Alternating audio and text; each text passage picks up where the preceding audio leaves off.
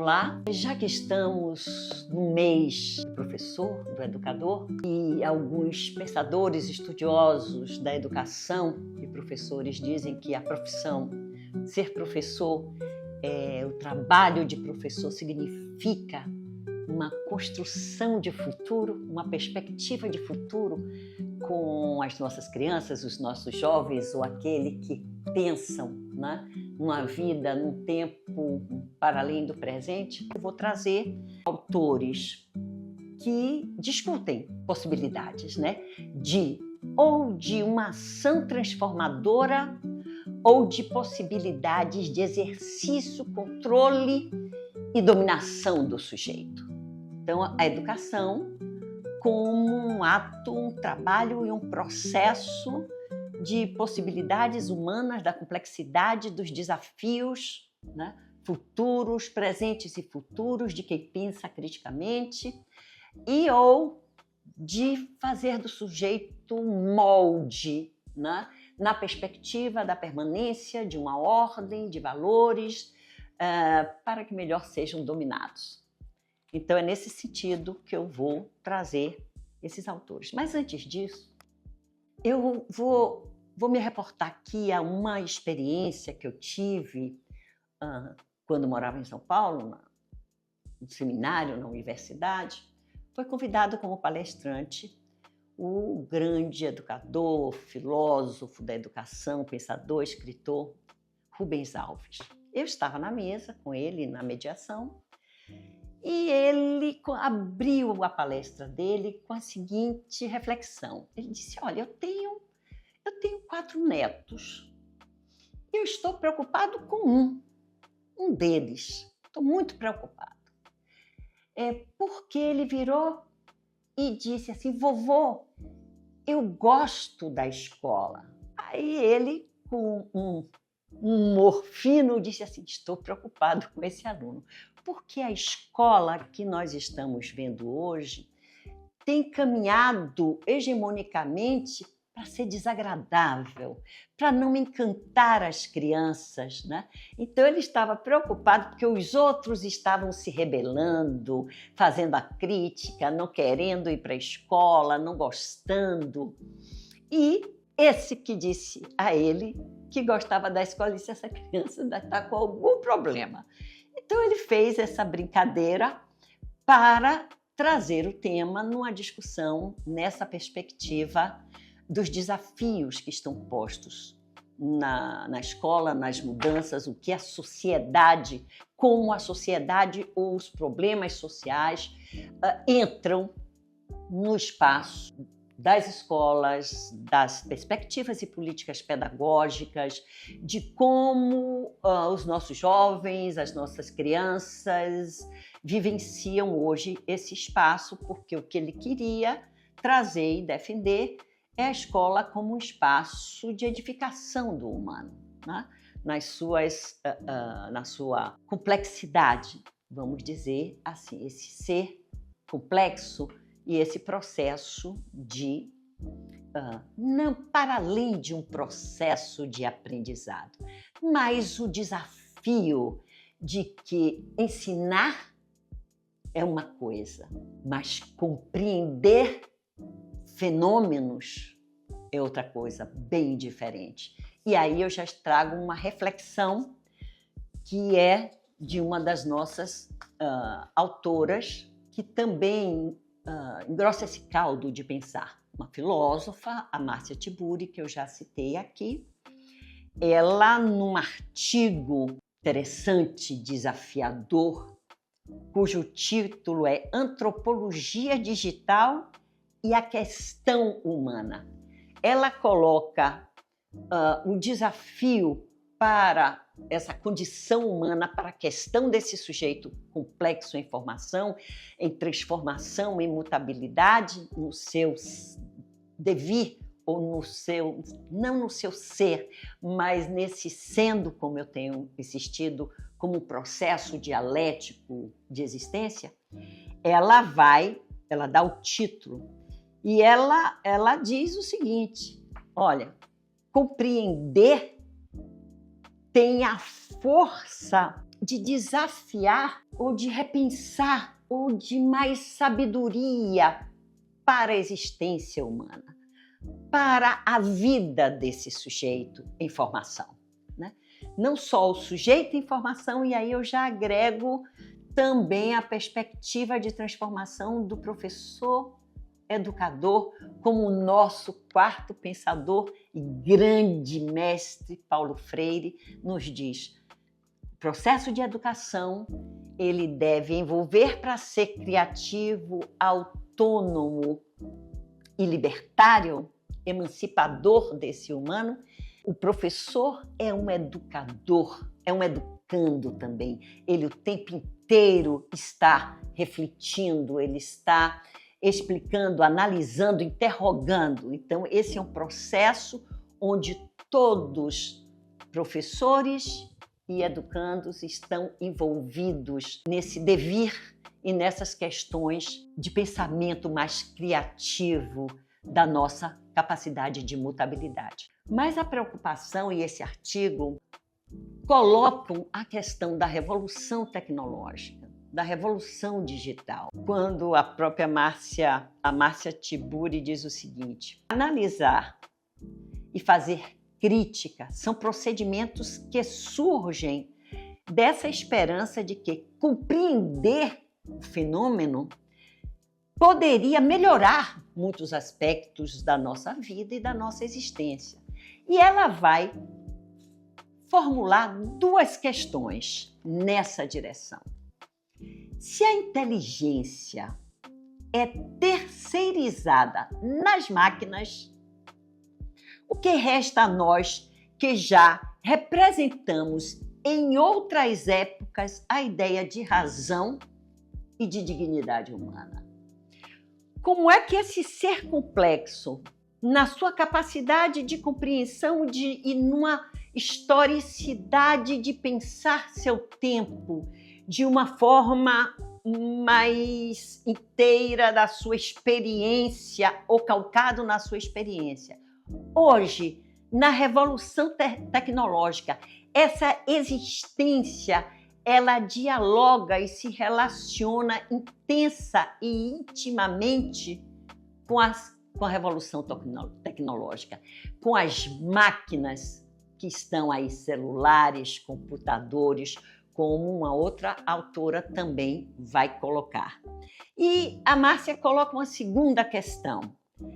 Estamos preparados intelectual, afetiva e cognitivamente para enfrentar a questão antropológica, o estudo do humano, nessas condições que se colocam no momento, nessa relação íntima, binária do humano com a máquina e com os aparelhos da tecnologia digitais que atravessa as nossas vidas?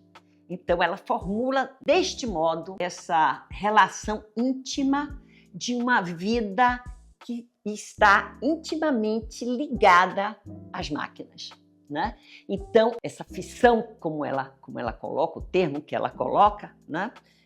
Será que os estudos humanos, e aí ela está pensando no processo educacional, está preparado emocionalmente, cognitivamente, intelectualmente para pensar este humano? E aí avança num universo que também ela chama de ciborgue, de ideia de que a vida hoje deriva de produtos humanos e não humanos.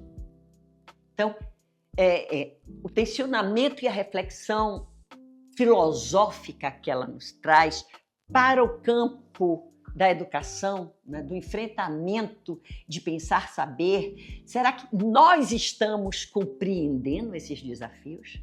Nós estamos preparados no conhecimento, na sensibilidade, nas emoções desta relação de que a antropologia hoje, o homo technos, como outros chamam, estão se dando conta ou estão compreendendo o tamanho dos desafios que nós temos, dessa interação homem-máquina, homem-mulher e máquina, que ela também nesse artigo lembra, que já superamos imaginar o humano no seu devir, a humanidade não ser colocada apenas no gênero masculino, quer dizer, a história do homem, a humanidade tendo como ser genérico homem, mais homens e mulheres, né?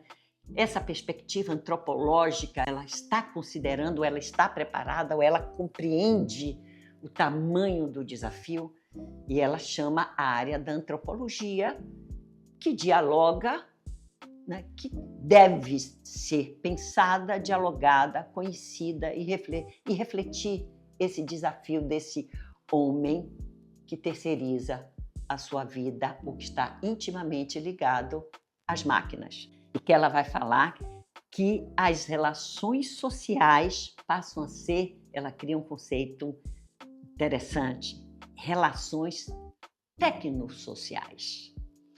E aqui eu vou, posto essas duas questões que são teóricas, que são filosóficas, que são de desafios, de reflexão, eu vou trazer como professora, como cidadã, como mãe, como vó, experiências vividas que podem dar conta dessas situações. Eu vou trazer uma primeira que eu vivi há 20 anos atrás, né? Quando eu morava em São Paulo, eu já tinha uma neta aqui de 7 anos e ela indo me buscar com o meu filho no aeroporto, ela me mostrou um brinquedinho, um eletrônico. Hoje é uma advogada, né? É uma mulher. E ela fez, olha vovó, meu brinquedo. The Sims. É um brinquedo eletrônico, né? Que ela ganhava dinheiro, ela construía patrimônio, um brinquedo que ensinava uma ordem de vida funcional, estrutural funcionalista. Então, aquela criança já estava sendo forjada para um raciocínio de acumulação, de construção, de patrimônio, de bens. E ela disse, eu já tenho uma casa, olha aqui a minha casa já tem piscina, eu já comprei alguns animais para fazer uma fazendinha, eu já tenho dinheiro na poupança, eu já tenho 4 filhos. Não, agora eu tenho 3 filhos, porque um morreu. Eu tomei um choque, o brinquedo, um morreu. Ela disse, mas não se preocupe não, porque ele morreu porque era incompetente. Ele pulou uma cerquinha que eu já tinha feito.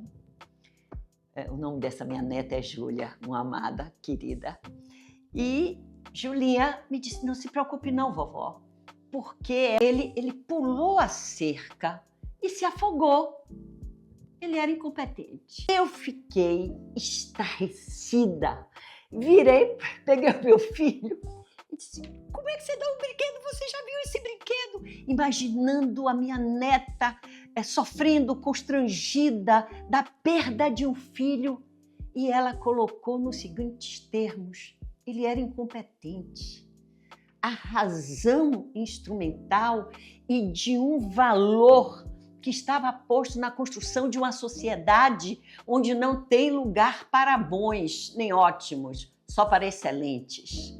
E é disso que há 20 anos eu estava enfrentando, vendo, e era o brinquedo que estava forjando uma maneira de ver o mundo, de existência daquela vida futura que estava se forjando. Então, a avó enfrentou, né? Combateu, problematizava. E ela escutava, porque era a avó que morava longe, que ela via 2, 3 vezes no ano, e que tinha essa mística, a vovó vai chegar. Então, ela tinha a curiosidade de conhecer mais essa avó, e eu também me relacionar com essa minha primeira neta. Tivemos a oportunidade de pensarmos discutir e questionarmos aquele brinquedo, né? Então, a tecnologia já estava conformando aquele pensamento. Aí eu vou mais para trás ainda. O pai desta minha neta, que é meu filho, aos 4 anos eu fui chamada na escola e eu, mãe e professora, muito preocupada e ocupada em que meus filhos tivessem escolas que respeitassem a criança, não tratasse como uma massa ou como um padrão, mas escolas que pudessem observar o desenvolvimento, as possibilidades, as diferenças, né? Sem a cobrança de um padrão tal ou qual de desempenho. E eu lembro que eu recebi, na época, olha que esse meu filho já tem 50 anos. E ele tinha uns 4 anos. Mandou um recado observando que ele tinha uma confusão mental, uma desorganização mental. Reparem que eu estou dando exemplos de como, daquela perspectiva de educação na perspectiva da dominação, da regulação, do controle que impede o questionamento, as dúvidas, as incertezas, as questões, a experiência do sujeito. Então eu recebi um recado que meu filho tinha uma desorganizado mental. E eu fui para a escola. Estava a diretora, estava a pedagoga, a professora dele. E eu disse, eu quero entender, eu quero que vocês me expliquem. A mãe e a equipe pedagógica da escola. Eu quero que vocês me qualifiquem como é que vocês chegaram a esse diagnóstico de desorganização mental. Aí elas me pegaram uma folha, né, sulfite, toda riscada de preto. Pegou um lapiseira e ele riscou todo de preto. E me mostrou qual era, eu chamo de tarefa, mas ela chama o dever que ele tinha que fazer, que era pintar um palhacinho. Nariz vermelho, as cores eram determinadas, né, já para aquela criança de 4 anos, determinadas como colorir o palhacinho que estava desenhado e as cores adequadas segundo a perspectiva que elas tinham determinado. E ele apresentou uma folha de papel toda riscada em preto. À primeira vista, eu aí pensei, eu digo, meu Deus, o caso é grave. Mas eu pedi a elas que trouxessem ele para aquela reunião. Eu quero ouvir dele o que é isso. Aí ele veio, eu disse, filho, por que você não fez a atividade? Ele disse, eu fiz, mãe. Eu disse, não, filho, você não fez a atividade. Aqui a atividade era essa e você entregou isso. Ele disse, mãe, eu pintei o palhacinho, mas o tico pegou fogo e o palhacinho morreu queimado. Aí ele saiu e tal. Eu digo, eu entendi perfeitamente o que você fez da atividade. Chamei elas e disse, olha, meu filho construiu uma narrativa com o personagem. Ele fez para além do que foi pedido. Então era preciso a gente escutá-lo, porque ele tinha criado. Aqui pode expressar algumas situações que ele pode estar vivendo. Em família, em conflitos familiares. Então, ele pode ter criado a metáfora de que o circo está pegando fogo. Então, é muito mais do que pintar um palhacinho. Então, eu trago essas duas experiências, né?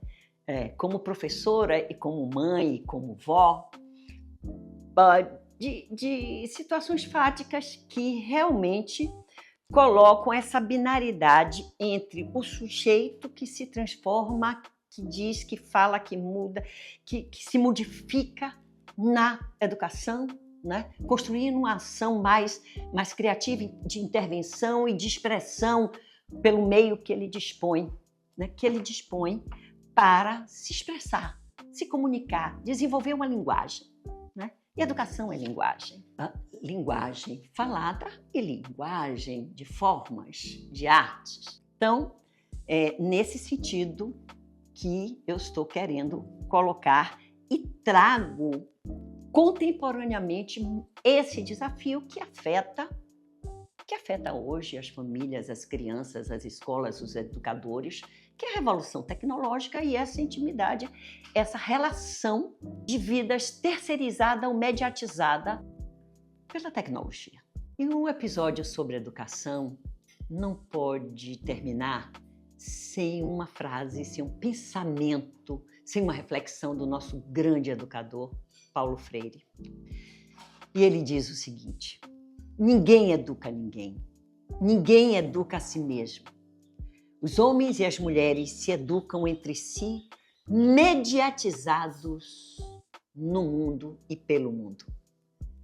Vejo vocês no próximo episódio.